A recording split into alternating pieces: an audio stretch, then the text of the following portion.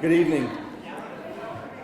It's a real privilege to welcome you all tonight to the 2025 Bristol, Tennessee, Bristol, Virginia Historic Preservation Awards ceremony. Thank you all for being here. I'm Mark Hutton. I'm the mayor of Bristol, Tennessee, and it is a real privilege for us to be in this really amazing setting, isn't it? I mean, to be here at Still Creek Park and look at this window and observe all that's there. It's absolutely beautiful. And this park itself it epitomizes the spirit of preservation, not just so much in the environmental sense of it, but the stories and structures that are here have shaped our shared history in so many ways.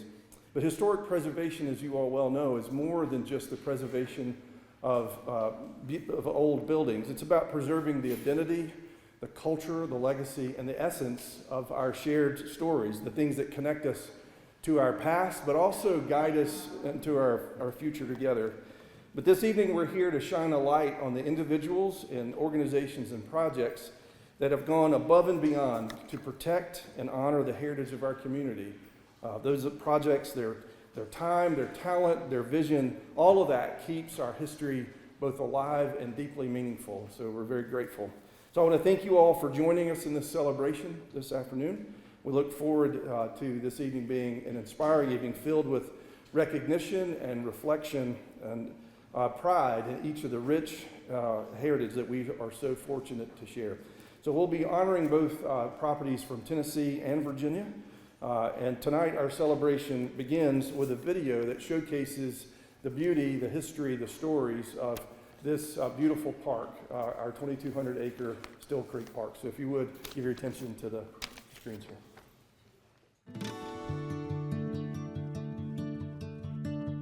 More than 2,000 acres of undeveloped forested knobs and a massive recreational area featuring a man-made lake, 8-hole golf course, hiking and biking trails, and more are cornerstones of Bristol, Tennessee's Still Creek Park. Although the land was first targeted in the early 1940s for development as Watauga State Park, Bristol, Tennessee ultimately leased just over 400 acres and began development of the area when the plans for the state park were repeatedly delayed and finally abandoned. Today, the park boasts more than 2,200 acres of city-owned property, making Still Creek Tennessee's third largest municipal park and a community treasure. Major development on the city park began in 1961, championed by Mayor Stacey Grayson at the request of community members who were adamant about the need for recreational opportunities. To help guide the orderly development and accommodate the needs of the community, city leaders appointed the first Parks Commission, and in 1963, Darrell Winslow became the city's first director of parks. Under Winslow's direction, the Still Creek Barn and riding stables opened to the public in May 1963. And a year later, the dam was closed to begin filling the 65-acre lake. Still Creek Park, billed as a weekend vacation land by journalists of the day, opened to the public on June 6, 1964, with a swimming area that included a sandy beach, diving platform, hiking trails, boat ramps, canoes, grills, picnic areas, concession stands, restrooms, a softball field, and a parking lot for 250 cars. Lifeguard stations were strategically located along the beach, and the park was patrolled by mounted policemen. One of the most popular attractions, a miniature train installed by the Kiwanis Club of Bristol, began providing rides through the park in 1965, and Still Creek Golf Course, marketed as one of the most beautiful in the country, opened in 1966. Park attractions have changed periodically over the past 60 years and now include a splash pad, disc golf course, picnic areas, rental shelters, exercise stations, walking trails, a multi-use field, playgrounds, paddle boats, a golf course, and Still Creek Express, the tiny train that celebrates its 60th anniversary this year.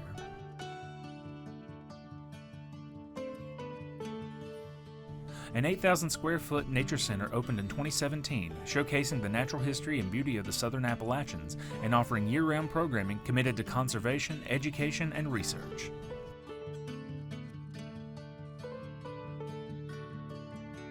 In addition to the 12-member Parks and Recreation Commission appointed by City Council, the professional Still Creek staff receives guidance from the all-volunteer Friends of Still Creek Nature Center and Park.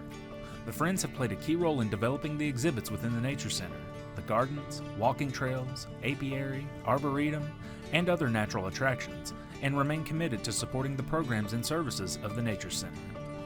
An estimated 180,000 visitors a year now pass through the original gateway that first welcomed guests in 1964. but the name has since been changed to Stacey Grayson Memorial at Steel Creek Park in honor of the community leader who spearheaded its development.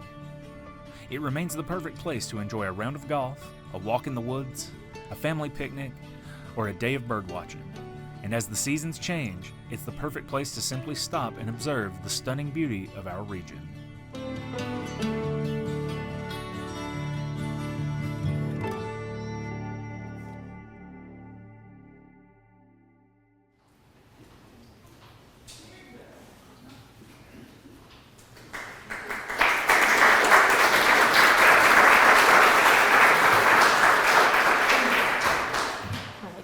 Good evening, everyone. I'm going to hold this. I'm a little soft-spoken, so I think that'll help us all. Thank you all for being here tonight. Isn't that a wonderful video? I think we all probably take Steel Creek Park a little bit for granted. The third largest municipal park in the state. So it's an amazing place, and it's an amazing night to be here to celebrate historic preservation in both cities. My name is Sheriff Young. I'm the Community Development Director for the City of Bristol, Tennessee. This evening I have the privilege of introducing the Bristol, Tennessee winners. Daniel Shu and I are going to tag team the awards presentation tonight. So I'm going to take just a moment to introduce some of the Bristol, Tennessee folks that are in the audience, and then he will do the same for Bristol, Virginia when he's up here in just a moment. So thank you, Mayor Hutton, for your comments and your welcome tonight. I'd like to thank our Historic Preservation Committee on the Tennessee side. So I'm not going to make you stand up, but if you'll just wave when I call your name. We have Deborah Kennedy, Susan Tanner, Rebecca Wilkerson, Lucia Snyder, Maggie Elliott, Vicki Meteray, Andrew Snyder, and Karen Bateman. So thank you all for all you do for months long to get ready for this event. I'd also like to thank the Hill and Dale Flower Club of Bristol, Tennessee. This club was founded in 1954 by a group of ladies here in Bristol, Tennessee. Their purpose is to study and cultivate flora in the area, and they are responsible for all the lovely flower arrangements here this evening. So thank you to those ladies for helping us out with the beautiful decorations. And finally,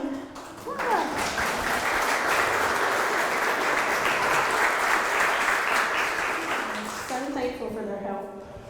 And then finally, I'd like to recognize the work of city staff in organizing the awards program tonight. That includes the Parks and Recreation Department, the Community Relations Department, and Community Development staff. And in particular, I'd like to recognize Heather Moore and Ann Dunn, both here in the front row, and Brennan Dye, here with the camera, for all their hard work that they do to help prepare the awards program. So the purpose of the awards program for us is to recognize projects of excellence for historic preservation. And I think it's pretty similar on the Bristol, Virginia side. We look for commitment to sensitive renovations, exemplary quality of work, the positive impact on the community, and because they serve as an example for other historic preservation projects. We're lucky to have a short video for each of our award winners tonight. And the drill here will be, I'm going to introduce the category. We'll have a short video to show you the places and the people that make this project important. And then I'll ask each award winner at the conclusion of the video to come up here and accept a plaque. This is a plaque that can go on the outside of your house if you like. It's designed to be displayed outside, so it's assigned to other folks in your area that you have won this Historic Preservation Award. And the weird thing I'm going to ask you to do, because Brendan here has the capability of videoing and taking still photos with his camera, is as Deborah gives you your plaque, if you'll just kind of pause just a second, look at Brendan, he'll take a nice photo. It's going to feel weird, but everybody knows why you're doing it, so it's good. Nobody's going to think anything of it. So, are we ready to get started with the awards? Okay. So, our first award tonight is for the Downtown Commercial Historic District. Bristol, Virginia, and Tennessee are fortunate to share our National Historic District, placed on the National Register in 2003. The district contains 106 primary buildings, and remarkably, 80% of these are considered to be contributing to the character of the district. And tonight's winner is an excellent example of one of these buildings.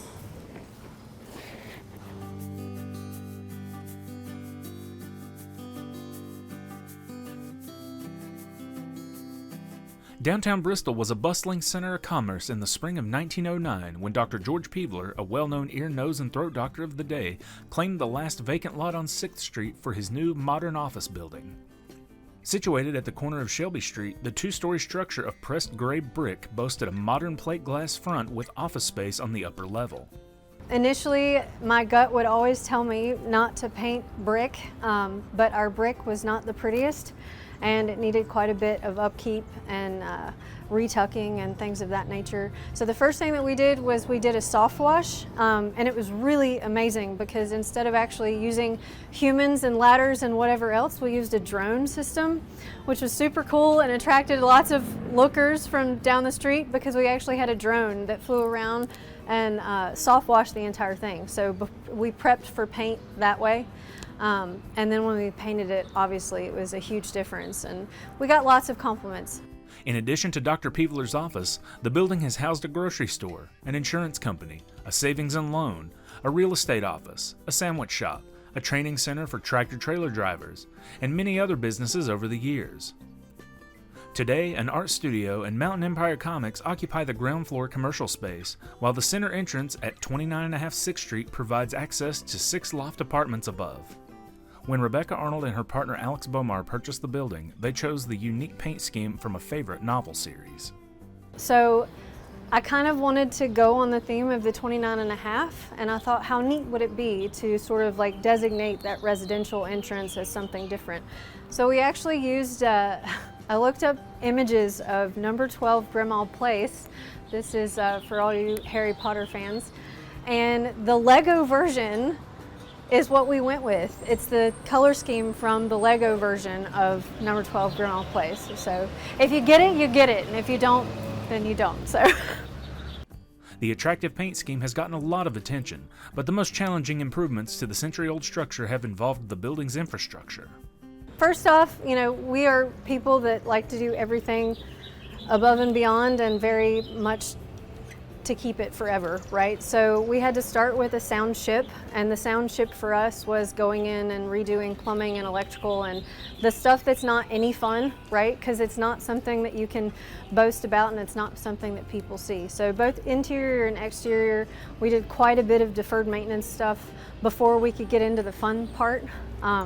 Which is always hard for me because I have absolutely no patience. But that's the hard part, is not having enough patience to make it through all of the like doldrums and the boredom of fixing stuff before you can make it pretty. So it's always, to me, a bit of a labor of love because a lot of it is thankless. And I think that's why it's very hard to automatically have folks that jump in and say, yes, let's do this, let's save it, let's spend X amount of money and time and energy into doing something that, you know, may not to others matter. But at the end of the day, there's a whole group of folks that are dead set on keeping everything in ship shape. And I think to Bristol, it really makes a difference. You can go to small towns across the country, right? And you can see the different parts that you sort of take home with you in your mind, and I think that that's what I wanted to accomplish here. The convenient location of the building in the heart of downtown with restaurants and shopping nearby likely attracted Dr. Peebler when he made the decision to purchase the empty lot and begin construction in 1909. The current owners gave the same consideration to the structure, providing opportunities to live and work in a historic structure in Bristol's historic downtown district. I think this whole street has that vibe, so does State Street in general. It's just something that you're going to remember, and I wanted to create something memorable.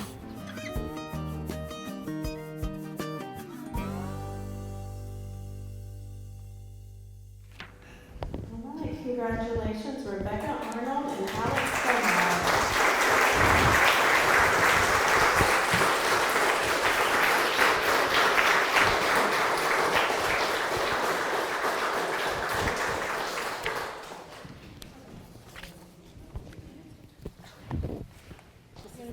We're going to make it weird for Alex.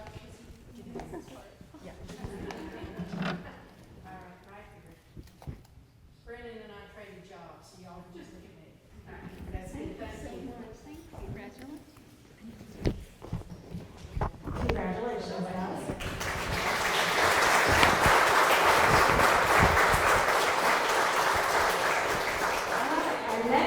Award is for the Holston Avenue Neighborhood District. Comprised of 132 properties and 57 acres, this district contains many examples of stately colonial revival, Tudor revival, and Queen Anne homes, and examples of bungalows. An example of one of these lovely and very special such bungalows is the home of Tom and Lee King on Hain Street.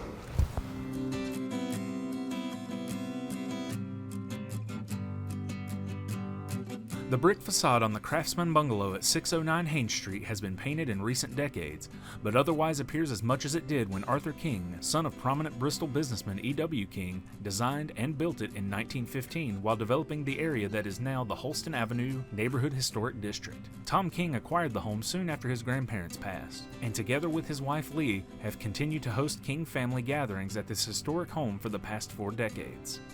I remember the times when I was a child. My grandfather would open the door and welcome me in.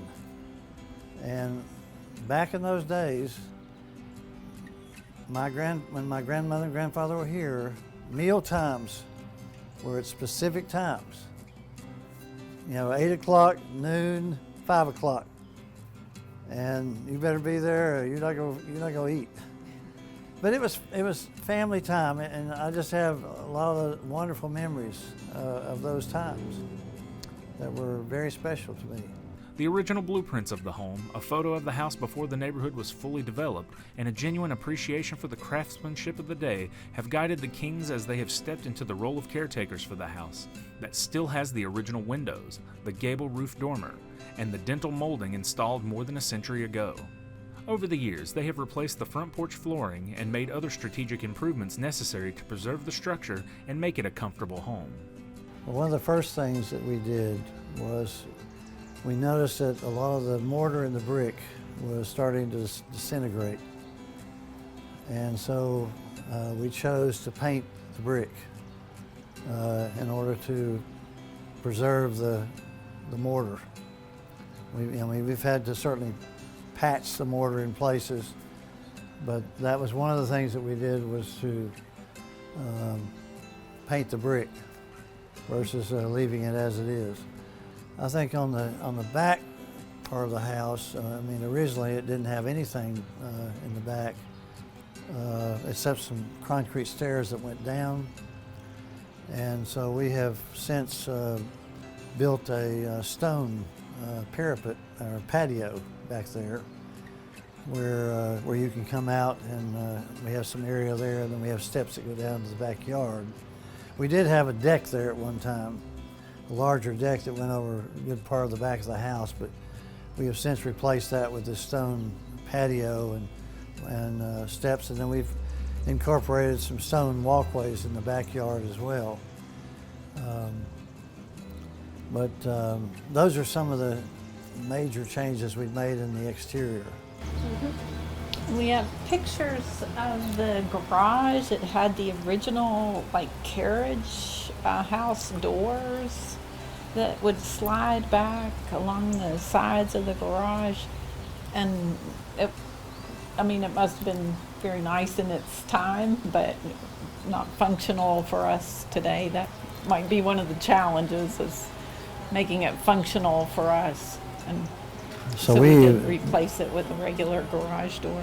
Right, and we've totally, the floor in the garage was cracked in multiple places, and so we replaced the floor, the concrete floor, and we have painted the brick interior there and put in new ceiling, and we've totally redone the upstairs in the attic, where we have a recreational room there now, and pine tongue and groove over the whole wall in the attic.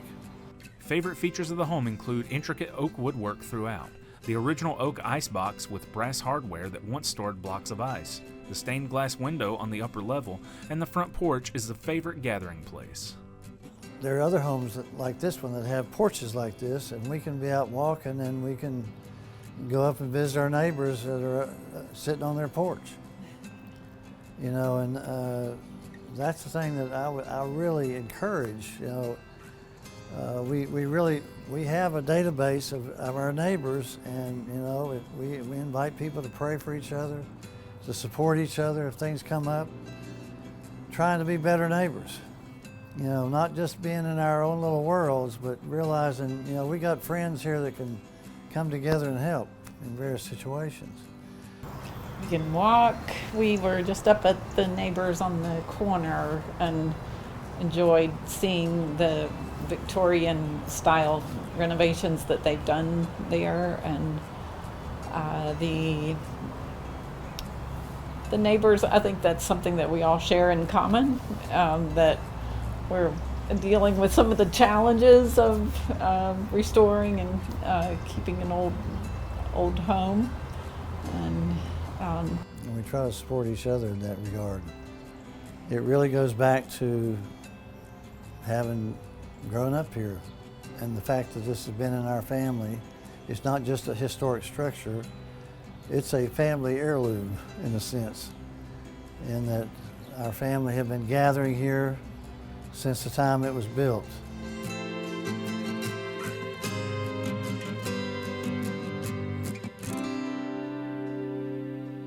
To you, Tom and Lee.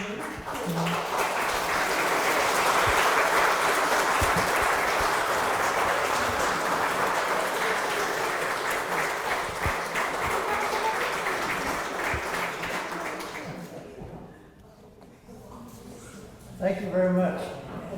We are very excited to receive this Historic Preservation Award. We know there are many recipients. I recognize Deborah right here, our neighbor. But we really very grateful for having been chosen for this award. congratulations. Thank you.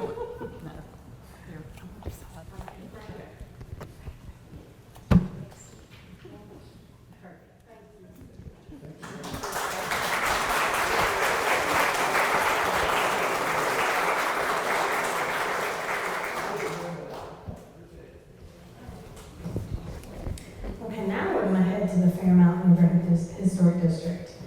This neighborhood developed over the period of about 75 years with the sale of the original King family's Linwood Plantation. It's the largest of our historic districts, 164 acres and 477 homes. 376 of those 477 are deemed as qualifying structures in the National Register nominations submitted for the district.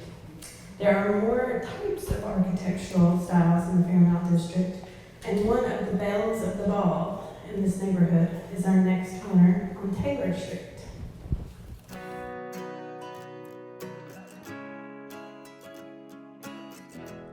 Located in the heart of Bristol, Tennessee's historic Fairmount community, the brick and stone home at 609 Taylor Street is a grand example of the skilled workmanship that was available in Bristol at the onset of the 20th century. Samuel McCrary, a prominent builder of the day, reportedly took great care in choosing the building materials, investing the enormous sum of $20,000 for the grand two-story Queen Anne house that would become his home from about 1908 until his death in 1923. Well, Samuel McCrary owned the lumber yard, and this was his home that he built for his family, and his brother James McCrary owned the brickyard. They built a lot of the great old houses in the area, the King Mansion, the Reynolds Estate, and when they were building this one, Samuel selected all the wood, at least according to Bud Phillips. He hand-selected all the wood himself from his lumber yard and put in this beautiful tiger oak throughout the house. Known as Morningside, the home was transformed somewhat in 1935 when Ernest Raniero, husband of the McCrary's daughter Nell, acquired the home and added stonework to represent his native Italy.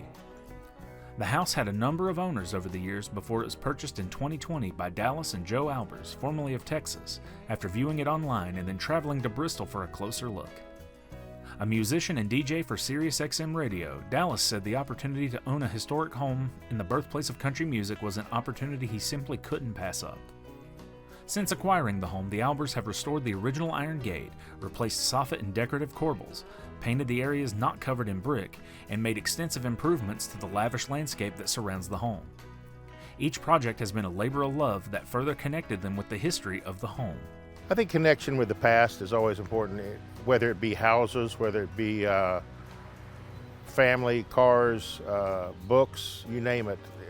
Musical instruments for me are the thing too that make me happy, because you can think of the heritage of those things, and think of all the lives and people that lived in this house before us. You know, there's a great picture that we have of 4 high schoolers out here on the front from back around 1935, I guess it was, doing the going my way thing with their thumbs out here. And there was obviously, you know, a bunch of kids from high school in front of the house, and they had lives.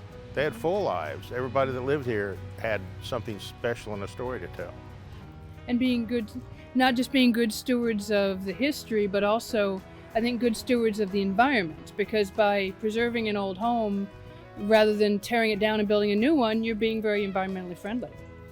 Key features of the home include a complex hip and gable roof with box cornice and modillions. The original wood windows remain, and particular care was taken by the Alberts to improve the landscaping by building on what was already there.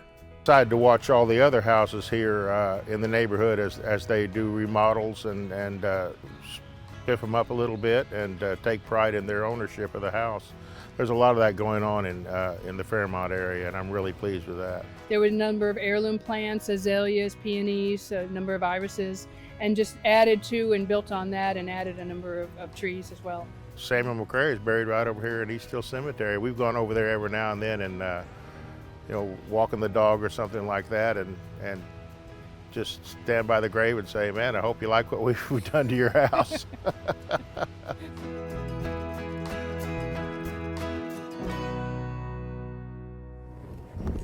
Congratulations, Dallas and Joe Albert.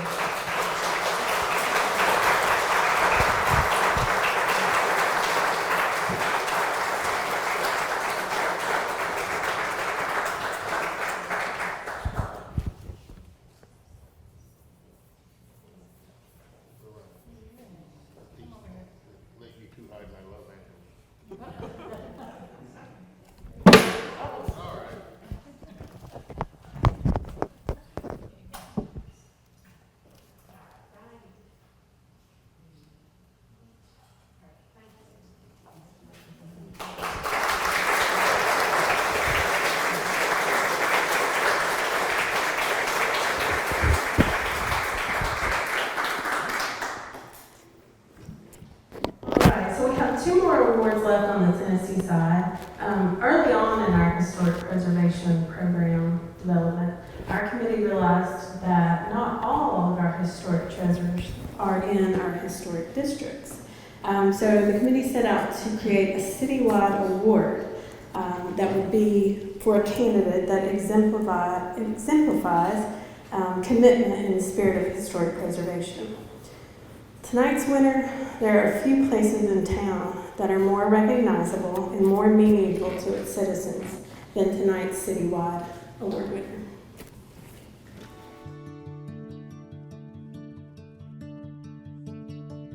A critical need for jobs to sustain families during the Great Depression and an abundance of stone excavated from Beaver Creek as a part of a nearby flood control project converged in 1934, setting the stage for the construction of a Bristol landmark that has served as a community gathering place for nearly 90 years. Bristol Municipal Stadium, or Stone Castle as it is affectionately known, hosted its first football game between Tennessee High and Science Hill of Johnson City in October 1936. And today, with its carefully preserved appearance as a medieval fortress featuring 20-foot walls, corner turrets, and Gothic design, remains a symbol of strength and community pride. I think it's part of the fabric of the city and part of the culture. I know it is here in Bristol. I mean, you know, you think of the iconic structures and things that are part of history here in Bristol. When I think about Bristol, and most people think about it, I think about, okay, Bristol, Tennessee, Virginia, good place to live. That's an iconic sign. I think about the last Coliseum, the Bristol Motor Speedway. That's iconic. I think of Paramount. The Paramount Theater was and continues to be a great piece of history here in Bristol, and it's been preserved, and it's going to be there for a long time, we hope forever. And then this place, Bristol Stone Castle, Bristol Memorial Stadium. I mean, it's a part of the fabric of Bristol. As a youngster, I watched Emory and Henry College play here. I watched Slater and Douglas play here before integration. It was a place to be, and it was, it's not, if you ask teams that come in here and coaches that come in here and players, it's not just a football stadium. It's got an aura, it's got an essence. And the fact that it was a WPA project that really was born out of necessity to get rid of a lot of limestone from another WPA project for flood control in Bristol that really affected downtown. So all this local stone was used to build this here, put a lot of people to work in a time. So not only is this a place that people have been able to enjoy and be a part of for years, but it helped put food on tables back in the 30s when people needed work. Over the years, generations of Bristol residents have created fond memories while attending football games, music festivals, graduation ceremonies, and other events within the Limestone Stadium. The official home of the Tennessee Vikings, the stadium has maintained its original appearance while undergoing several renovations over the years, beginning in 1986 when $500,000 was invested to reinforce the stone and ensure the structural integrity of the facility. Artificial turf was installed in 2014 to modernize the playing surface, and a field house and jumbotron were added later to enhance the experience for both players and spectators. Last year, another $3.6 million in public funds was allocated by school officials and city leaders to improve the bleachers on the visitor side of the stadium and install ADA-compliant walkways, restrooms, locker rooms, and seating areas so the entire community can enjoy the magic of Stone Castle. The fact that we can invite every one of our fans here and there's a place for them and they're comfortable and they have a view that everyone else has, so we value all of our fans, including our visitors. I've joked about that for years, that we put a lot of work into the home side and then added player amenities in terms of the field house and neglected the visitor side a little bit on purpose because there were the visitors, but now we are inviting them as well. And the fact that we can now invite everyone here, even upgrading not only the concession stands, but upgrading the press box for the folks who are calling the games or the radio announcers and the visiting coaches. If you've seen that spot, it's nothing like it was before, and we're just really treating people with the respect that they deserve when they come in this facility. The stadium was placed on the National Register of Historic Places in 1987, and experts were consulted during the recent renovations to ensure the stadium maintained its historic integrity while ADA improvements were made. Those now charged with caring for Stone Castle say it's a responsibility they take seriously because they deeply value the rich history of the stadium, the role it played in our nation's past, and what it has meant to all of those who passed through the maroon and white doors over the decades. It's a real honor, it really is. I mean, my granddad went to Tennessee High, and my dad and all my family has, so it's an honor just to be a part of being able to keep this place up and change it for the next generation and several generations to come. The first time I coached here and came into this stadium on a Thursday before a Friday game, chills went up and down my spines because I felt like I felt the ghost of this castle. And we're kind of famous for ghosts here at Bristol Tennessee High School, so it's an essence. It's real.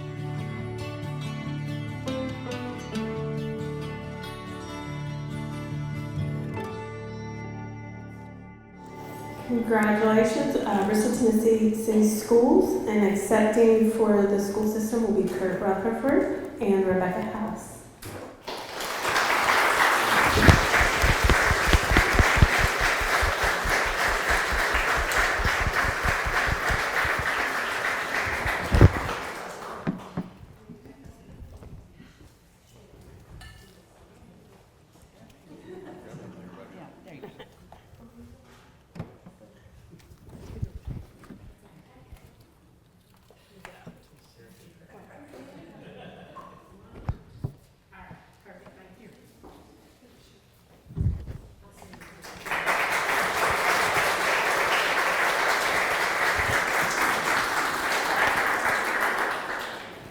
I think the school board had a meeting this evening, so Warren couldn't be in attendance, and so I'm going to say that you all drew the best straw tonight to be here. Okay, so finally tonight we have a very special award, and that is our Stewardship Award. So this award is kind of a double double extra good award because it's not only designed to recognize a truly exemplary building, but it's also designed to recognize the commitment, perseverance, and passion of the people who have gone above and beyond to care for the historic structure. Tonight's winner also holds a special first in our program history. They're the only house that has been nominated by two different people, neither one the people that live there.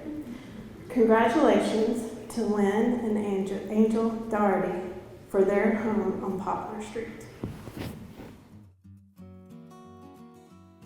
Prominent Bristol businessmen R.J. Reynolds and Major A.D. Reynolds and Colonel J.M. Barker came together in the final days of the 19th century to create a residential development on the densely forested land that has once been a part of the James King Plantation. The goal of their newly imagined Fairmount neighborhood was to attract desirable persons who proposed to build good homes. And H.W. Powers, founder of Mitchell Powers Hardware, responded by building a stately mansion now known as the Columns. His estate included a massive Spruce Street home and a 4,300 square foot barn and carriage house at nearby 414 Poplar Street. The carriage house, built in 1905, changed hands many times and underwent numerous changes in the century that followed before Lynn and Angel Daugherty purchased it in 1990 and began a decades-long preservation project. Structural, the entire house had to be, and it's continuous to some extent, has to be repointed because now the bricks are over 120 years old. So we're very careful to make sure that the integrity of the bricks stay in place.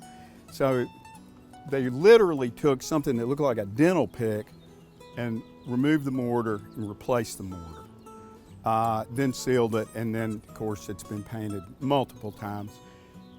All the dormers have in the house, and there are 9, had to be reconstructed because timber after about 100 years starts to go. So they're wood, and they all had to be rebuilt. All the soffits, of course, on all sides of the house had to be torn down and rebuilt. This exterior wall, the wood wall, also was torn out and rebuilt, again because after 100 years, your timber starts to go no matter what you're doing, and you have to be very cautious about it. Of course, where we're standing, there was just basically a lawn. We added a 2-car garage and made sure that it comported with the historical integrity of the house. In fact, we bit the bullet because of the age of the house. Instead of using regular garage doors, we actually had solid wood doors milled out of Montana. So the garage doors are solid wood. We added an addition on the back because Angel had to go out and do her laundry outside for over a decade. And so we added an addition that included a laundry room, and it's sort of a solarium or sunroom, if you will. In addition to the long list of exterior improvements that have been made over the past 35 years, the Daughertys have added central heat and air, both for comfort and to prevent moisture from damaging the original brick structure. Plaster has been repaired throughout, and the kitchens and bathrooms have been modernized with careful attention to respect the historic appearance to the home. Most notable to passerbys, however, are the lush gardens that now surround the house. I love gardens anyway. Flowers, I get it from my grandmother. I've always wanted gardens and plants and so forth. So because we sit so close to the road, or the houses sit so close to the road, there was not a lot of privacy. We didn't have this fence here. So I started wanting to put plants in as a buffer, and then we got the fence, and then it's just a matter of things I love. There's no rhyme or reason to them. It's if I love it, I'm gonna find a place to put it. So that's it, and it's been a big do, but it's been fun, and we enjoy every second of it, being out. And it's good to be outside. That's wonderful to be outside, so we're outside a lot. In addition to the opulent homes that defined the Fairmount neighborhood in those early days, the area boasted the Fairmount Hotel, a grand structure with a ballroom, a bowling alley, and luxurious interiors. Stately homes were arranged along paved streets that received city water thanks to a nearby spring, and streetcar service provided transportation into the central business district. By the 1940s, however, less ornate houses began springing up on the southern edge of the neighborhood to provide homes for the working class of Bristol. This mix of housing styles is still apparent today, and one of the most endearing features of the neighborhood to those who live there. You know everybody. They come by, they're walking, they stop, they'll ask about the gardens. They're curious, and they want just more. They want more of this, I think. And I know it was important for Angel and I with the children. This, we talked earlier, this is a quilt neighborhood, and it's a beautiful quilt. And you have retired folks, you have young working people, you have single moms, single dads, young couples, white collar, blue collar.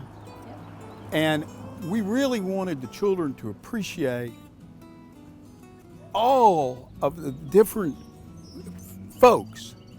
And they grew up with a deep appreciation for the craftsmen that live in this area and the professionals that, you know, doctors and whatever that live in the area. But an understanding that we can all live together, and you walk this neighborhood, and especially if we're walking the dog, you're going to be stopped 10 times by folks and come out and talk and what's going on and what's in the neighborhood. And you may not be best friends, but there is communication and there's interaction, and it's all lovely. And I've always felt, particularly not just with this home, but other homes of historic magnitude, that it's important for people to see what those folks created, the men and women, and the vision that they had from that period, and the work that went into it, what they wanted for Bristol. And that's important, I think, so that the future generations can look and go, wow, these folks were, you know, on fire to, you know, about Bristol, about what it could be, and what it still can be.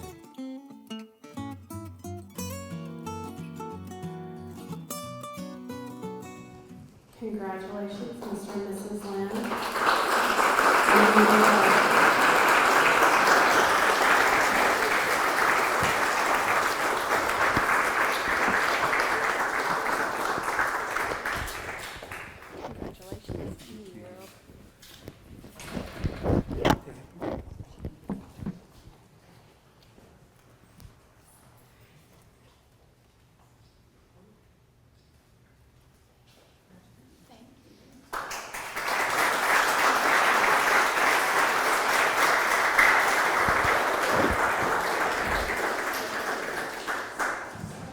All right, thank you all. So that wraps up the Bristol, Tennessee Awards. I'm going to improvise a minute so Ian can get the presentation back up. See the hard work the city staff does for these awards. And if you will, oblige me just 1 second. This is the danger of using your last year's script to start anew. But I would like to thank Nicole Lawrence. I left her out of my city lineup, so she's been such a help and is new with the city, so I just wanted to add that right here while we have a moment. She's been a huge help for our group, so we thank her.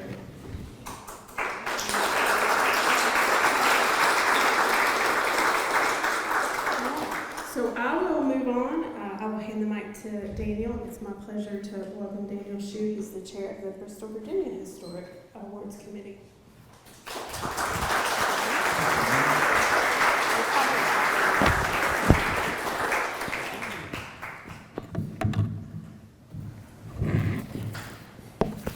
Well, good evening, everybody, and welcome again to the Preservation Awards ceremony. As Sheriff mentioned, my name is Daniel Shue, and I chair the Virginia side for the awards program.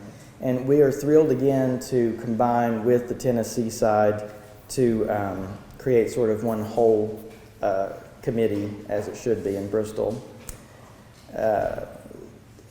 And before we get started, I do want to recognize that our mayor, Becky Nave, is here, that will be helping hand out the awards, and also Councilman Michael Pollard is here with us too. I would like to recognize our committee members, Catherine Brillhart, who is vice chair. She was chairman of the committee for a very long time, and there's a big shoes to fill, but I'm doing my best every year. Susan Long is secretary. Susan's been on the committee a long time. Whitney Manahan, who is in the back. Brenda Otis up here. Dr. Joe Dunnigan in the back. He loved Bristol, left Bristol, and came back to Bristol, so now he's here for good. And Linda Brittle, there she is back there. And also Nina Rizzo, and Nina is with Studio Bristol. She's a committee member, and she is also our photographer. So on behalf of the committee, I want to thank everybody involved this year, including but not limited to, because there were a lot of people, again, Ann Dunham, Heather Moore, Brennan Dye, who does amazing work, Jay Dietrich on our side, Richard Belcher, and Nicole Lawrence. Also an Amy Dula on the Virginia side. Amy's sort of a quiet person that does a lot of work we don't know about. Our mission, the mission of our committees, is to encourage excellence in preservation and thereby inspire even more preservation of our beloved old buildings by recognizing and honoring property owners and developers who engage in high-quality preservation projects in one or more of our numerous historic districts.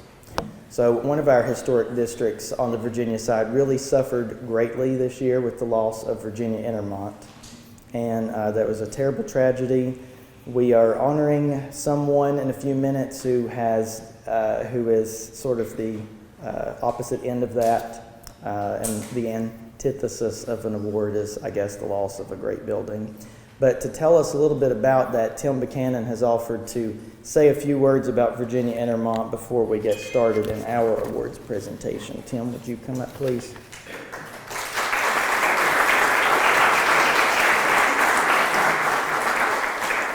Well, we've already seen a little slice of the story of Bristol through the 5 presentations that were given a little while ago. And you're talking about historic properties, you're talking about RJ Reynolds and AD Reynolds, 2 connections that were shown there. Of course, the Stone Castle. I mean, all these touch the heart, and that's what preservation is. But preservation comes in different forms. Now, one of my passions is archives, and I deal with historic properties, and I've dealt with a number through the Bristol Historical Association and some other organizations. When I join an organization, sometimes we end up selling property sometimes, but it gets into the hands of people that are preservationists, and that's really what we want. But preservation comes in the forms which involve protecting and conserving historical and culturally significant properties and records. For properties that include preservation, rehabilitation, restoration, there's examples of those here, and awards have been given throughout the years. And reconstruction, the Department of Interior includes reconstruction. So the highest model that I think is probably what's happened at Williamsburg, but you might see White's Fort in Knoxville. That's a reconstruction. It's an older reconstruction back in the 40s and 50s. There's a few somewhat close to us, but they're historically significant stories that they're telling. So that's why reconstruction is important too. But architecturally, we want to preserve the story that's here historically and like I said, culturally too. But the other primary preservation is long-term survival and accessibility of historic records, images, and memorabilia. A lot of times we don't think about that. We call that an archive. It's an archive process. The archival process is a step more than just a collection. A lot of groups, individuals, families have collections. Archives is you go through an archival process of preserving, and there's different ways of encapsulating documents, preserving, making sure that they're environmentally safe.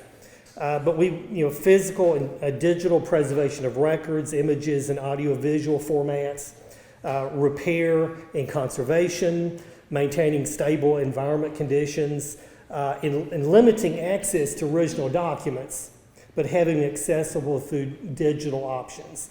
That's very important. Well, so as an example that illustrates this is Virginia Mont College. Now, we had a terrible loss up there with the closing of the college in 2014, and we know what happened in December. We lost the primary 1891 campus, and that was historically significant.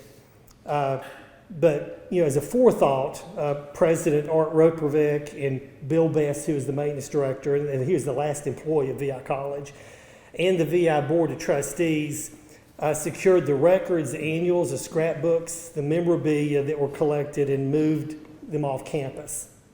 And that was just in the event that the bank would close on the property, because they knew that it could come, but they weren't expecting Highlands Union and First Bank and Trust to close as quick as they did. They had a change of management, and then they came down the campus and closed it.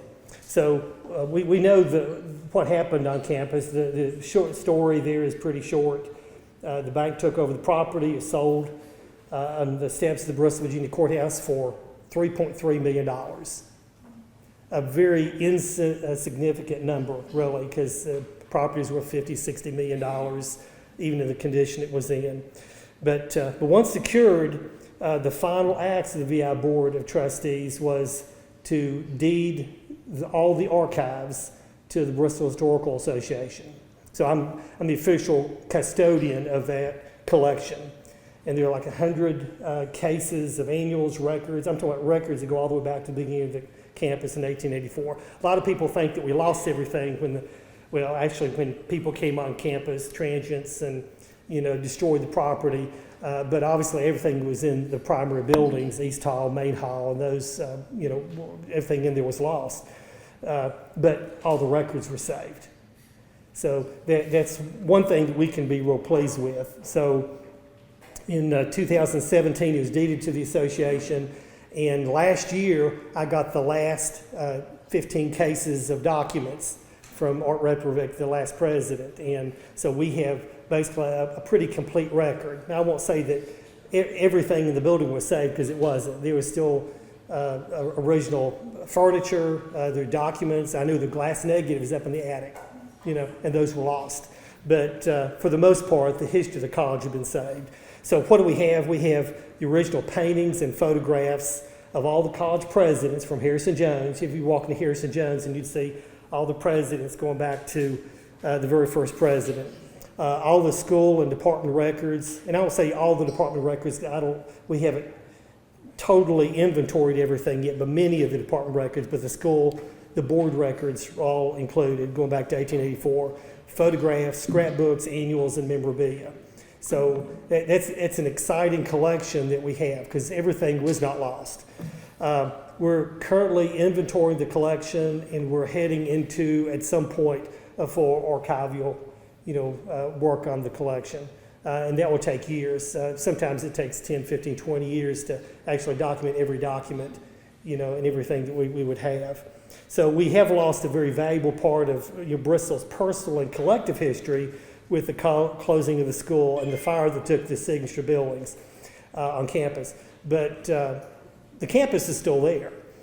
We had a reunion 2 weeks ago, and it was at King University, and we had 200 alumni there and some professors. And it was really exciting. And most of those folks were New Jersey, Connecticut, horsemanship, folks. Atlanta, we had people who came from California, and, VI just really is really important to the history of their lives. I had basically a map of prospective college transition in about 1972, and it was amazing to me that piece of document, or that map, showed all the property that had burned down was not in it. They were discussing, it never happened, they never voted on doing it. They were going to take the old Main Hall and East Hall down at some point. Then at some point, I noticed in the records that it was voted down, they didn't do that. But the campus is still there. And I'm hoping that even though a lot of the buildings have been trashed and, fires in the property and all that, but I'm hoping that we can get into Alumni Hall, the Alumni House sometime, and there are some significant things there that I think we can probably add to the collection. So we want to preserve what we have, and this is preservation is broad. You know, documents and manuscripts might be bland to people, but that's the documentation that we have for the buildings. So what do you do when you have a building, you have a home that you want to research, you have to document, you have to go to an archive, you have to go to the city records, you have to go to the deed book to find out when it was built, who lived there. So that's what's very important about archives. So I just want you to know that we want to keep the spirit of Virginia Intermont College alive, and hopefully we'll have life on that property in some form whenever the property is transferred to a new owner. But that was what I was asked to do, talk about VI College, and I think it's very helpful what we have in our collection. Thank you.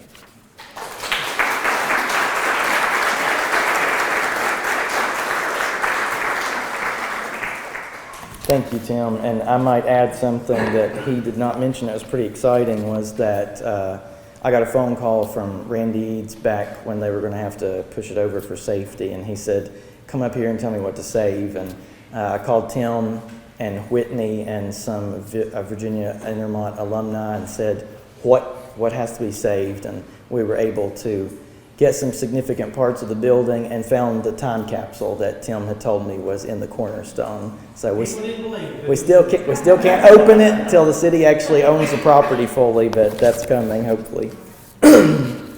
So tonight, the property owners we're recognizing tonight have invested their time, their physical labor, their monetary resources in their property as a labor of love. And no matter how large or small a project is, any investment in preserving an old building is a huge investment in our community, and it will benefit generations to come.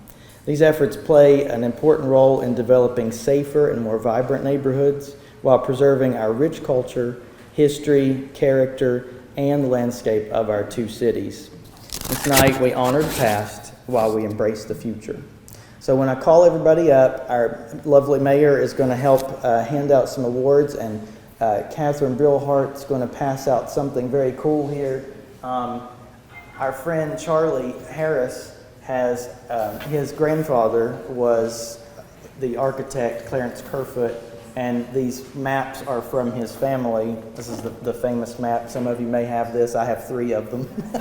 And he has made these to give out to our winners. So number 1 is our Euclid area district, which of course you all know where that is, comprised of a lot of historic houses, mainly dating from like 1900 to up into the 1950s. So, hang on.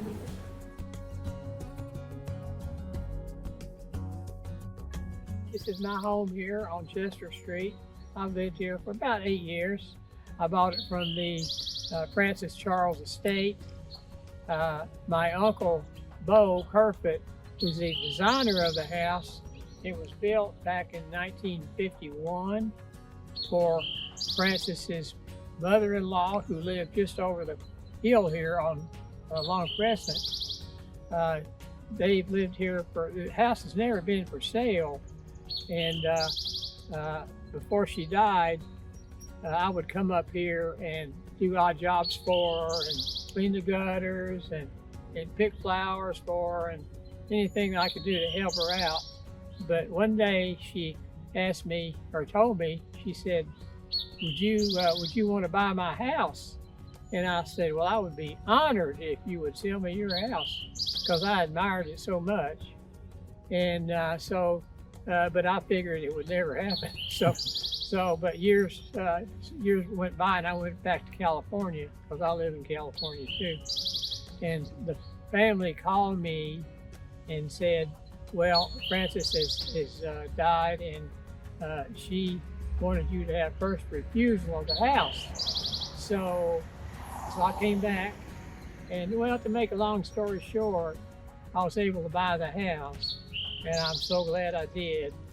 But I've done quite a bit of work on it. It needed a lot of work. So I have done a lot of work. I put a new roof on the garage. I put air conditioning in, which it never had. And I put in gas logs and all new windows. And let's see, if you notice the concrete here, 65 yards of concrete in the front yard and the backyard. And I got tired of going through mud puddles and getting my tires muddy, and so I decided just to pave the whole thing. And so I've just enjoyed living here so much. And so I would like to thank the Historical Society for recognizing my house, and I just would like to show everybody what I've done to it.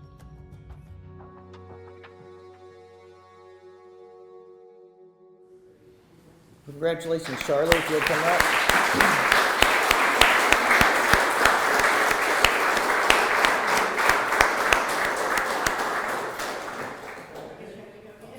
Oh, there he is.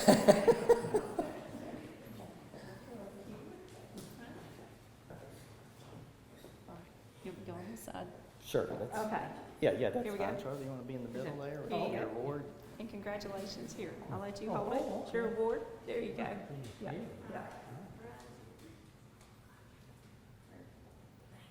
It's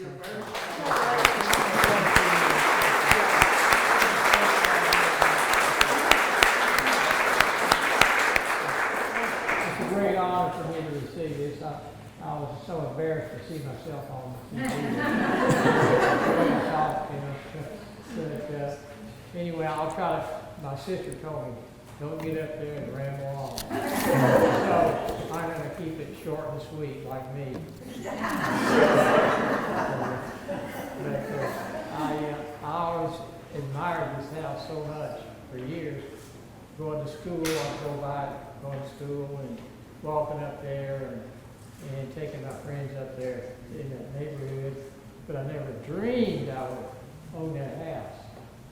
And just because, I went up there and helped her out with a few things that she needed to have done, cleaning the gutters and doing some repair work, and so I never knew how much she appreciated it, but she thought that, and of course she knew my parents and my grandparents too, and she was my teacher in art class too.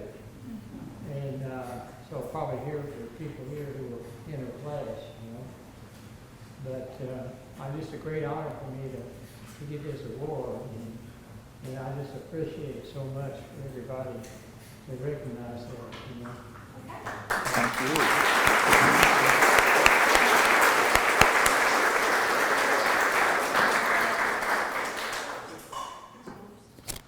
So our next award is for our Solar Hill Historic District, which, as so many properties on the Tennessee side are, this district is on the whole National Registry. So it's an interesting place to live, and it's not just because I live up there. But there's some great neighbors. Susan's up there, Nina's up there. So the award is going to, Ann, you can go ahead and put that still shot up if you want to. The award is going to, see, I've lost the address.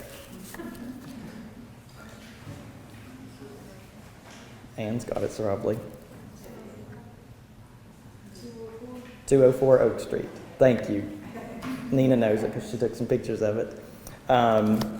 The Pipers have renovated this property, and they were not available for the interview on the video because the poor things had to go to Italy. It was terrible. So I think they're here tonight. So this is what they wrote for me to read with their beautiful photo there. We bought our home in 2018 with the intention to gradually restore it. However, in 2020, our timetable was greatly increased when our home caught fire due to knob and tube wiring in the attic. The damage was catastrophic. The entire roof and half of the second floor were engulfed in flames, and the remaining structure was water-soaked. Our insurance adjuster informed us that we could demolish the remainder of the structure or attempt to save it at a considerably higher cost. We chose to save it. We removed all of the plaster and lath and replaced it with sheetrock. We replaced all the plumbing, the electrical, and the HVAC system. All of the plumbing and electrical fixtures were replaced. We replaced the roof, including the roof structure, and added 30 solar panels. We replaced all the flooring using walnut instead of the original pine.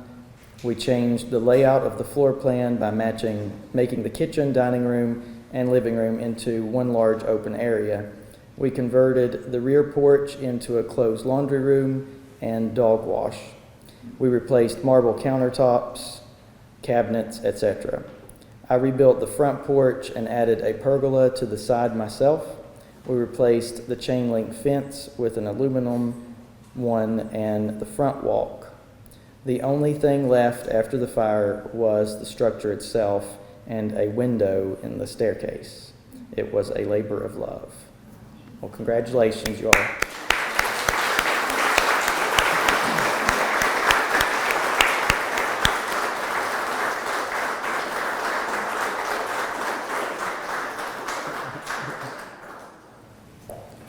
Are you guys here? Uh-oh. Okay. Well, I will take it to them on my way home.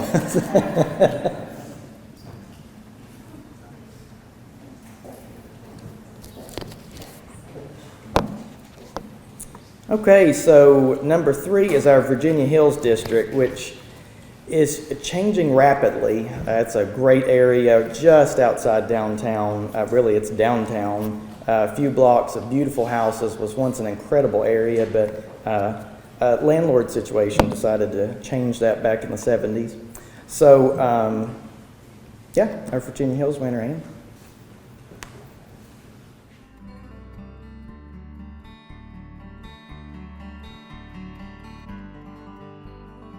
So Thomas Jefferson Apartments, it was erected in 1892. May 26th of 1924, the building was actually dedicated as Thomas Jefferson School. And so the school, it was here through 1980s, somewhere in there. And there was over 700 students, I think, that went here. And they did it in 2 sessions. I think early mornings they did so many kids, and then in the afternoons so many. That was like 1st and 2nd grade. As of now, the renovation started I think in the 2000s.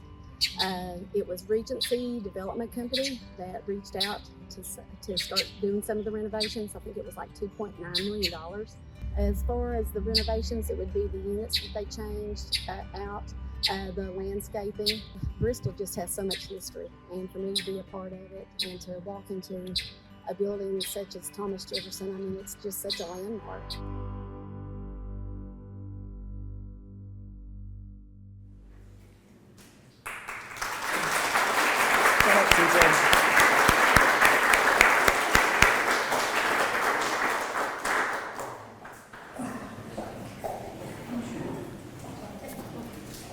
Ms. Barrett is accepting the award for the establishment tonight. Do you want to get here? Let me go listen. Is there somebody else that needs to be at home? Yeah, you got anybody else with you? For me, that's right. I'm out, guys. Come on, Mike. Come on. I couldn't do it without these guys. Joe was with me for 19 years, and Mike's been with me for 2. So. Get in here, guys. Everybody's got to get close. There you go. Y'all squeeze in. Yeah, I'll squeeze in back here. There we go. I'll just be ahead.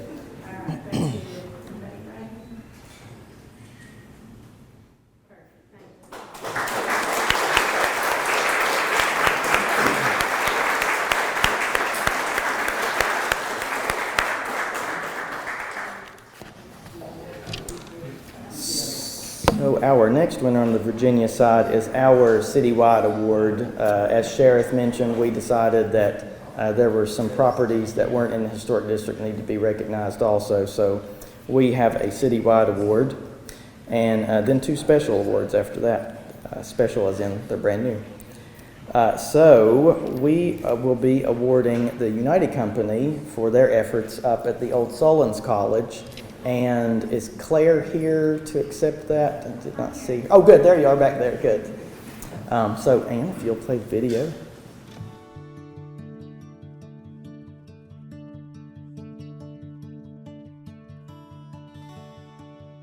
So Sullins College began as an all-women's college, and it actually started downtown Bristol, and unfortunately it burned down. So in 1917, it began here on Glenway Avenue in Bristol, Virginia.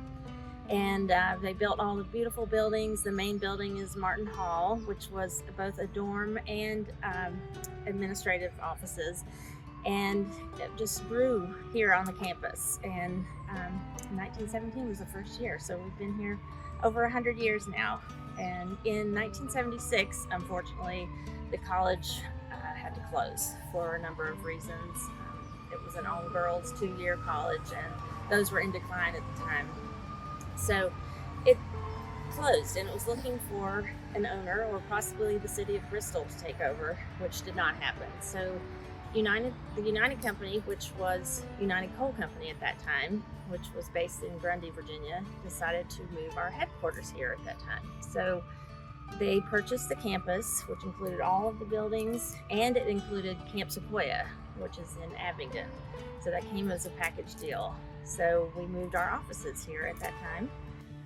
We use Martin Hall. We have since put we've renovated the main floor of it, and we have a museum for not only the United Company, which has been in business for 55 years now, but also for Sullins College and Camp Sequoia. We have all of the Sullins yearbooks, and going back from as long as they published the yearbooks, which is a lot of fun to look through. We have artifacts and sweatshirts and trophies and all kinds of things. We even have a trophy case here in Metz Hall, which this is our main building, Metz Hall, which used to be the administration building, and it had some classes as well in the later years.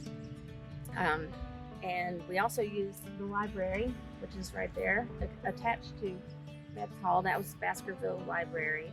And we use that for offices, and it's still got the old, wonderful chandeliers hanging down in the main area with it, which is like beautiful.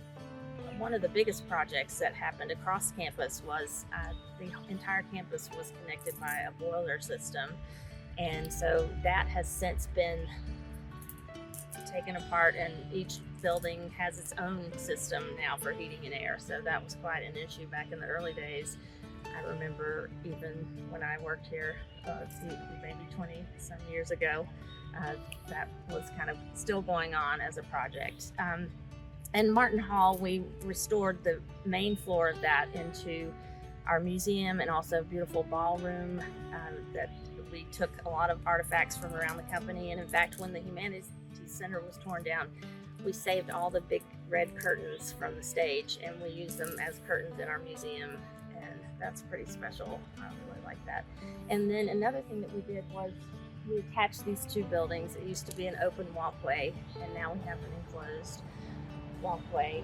And it just, a lot of landscaping has gone on just to keep the property beautiful. One of the major renovations that we did was to the President's House, which is across the street from Martin Hall, and we used that as a guest house for visiting visitors, and that underwent renovations in the not too distant past, completely renovated. So it's a beautiful piece of property that overlooks the city. Well, we just love our city so much. We are just thrilled to be a part of it. We've been here for almost 40 years now, and it's just really wonderful to be able to keep our slice of Bristol in great shape and let people come back and see Sullins College. Well, I will say that with the loss of Virginia Intermont, we are very happy to present this award to the United Company for what can happen to a college campus. Claire, would you please come up?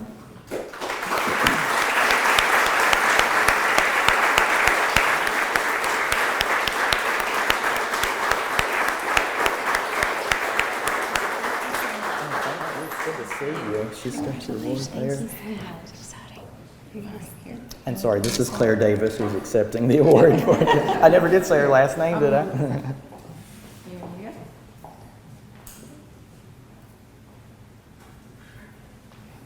Thank you. Thanks again, Andy. Thank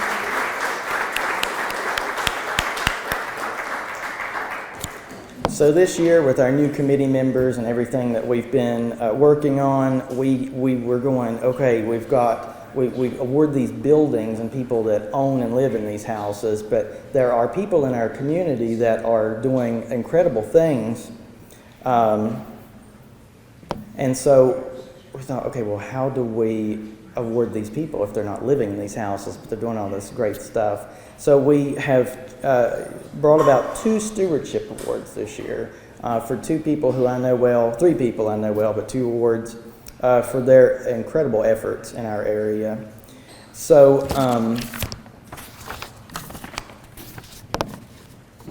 the first one is Clay Pearson.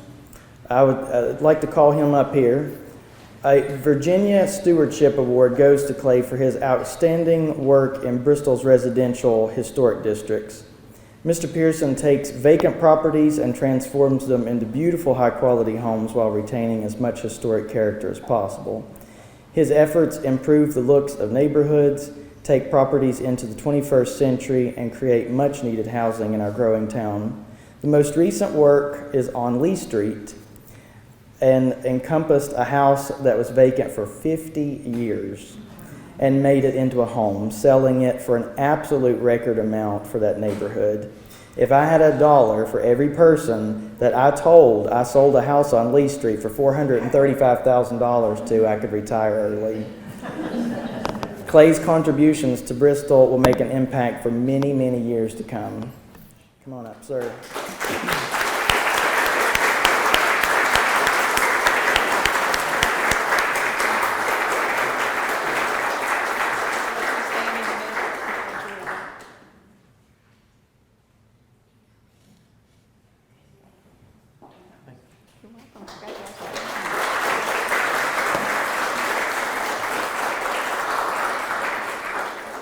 Clay's current project is what I call the Munsters House on the corner of Russell and Mary, and if you've lived in Bristol for 6 months, you know that house, and it's already turning around fast. So our next stewardship award is going to Danny and Regina Browning, and you all can come on up if you want to.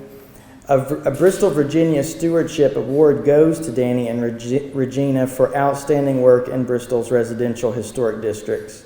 Mr. and Mrs. Browning also transforms vacant properties into beautiful high-quality homes while retaining as much historic character as possible.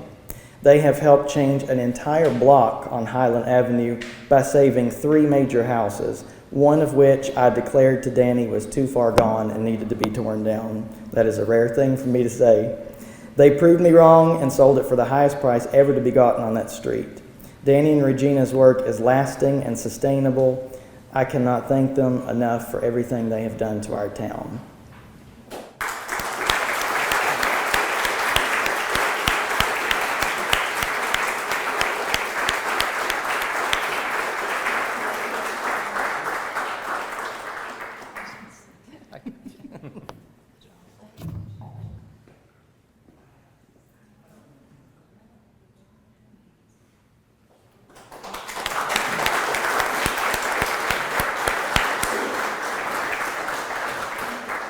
Well, that'll conclude the Virginia side, and I appreciate you all and all the work all these great people are doing. I'm going to hand it back over to Sheriff now.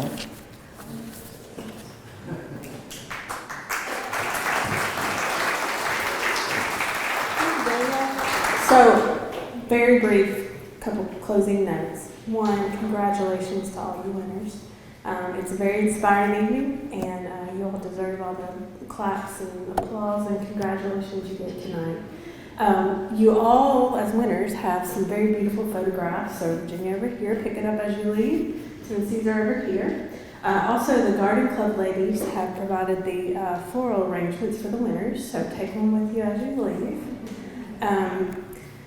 We have plenty of snacks. Feel free to grab something on your way out or stay around and mingle, meet the new fellow club members of the Historic Preservation Award Winner Club.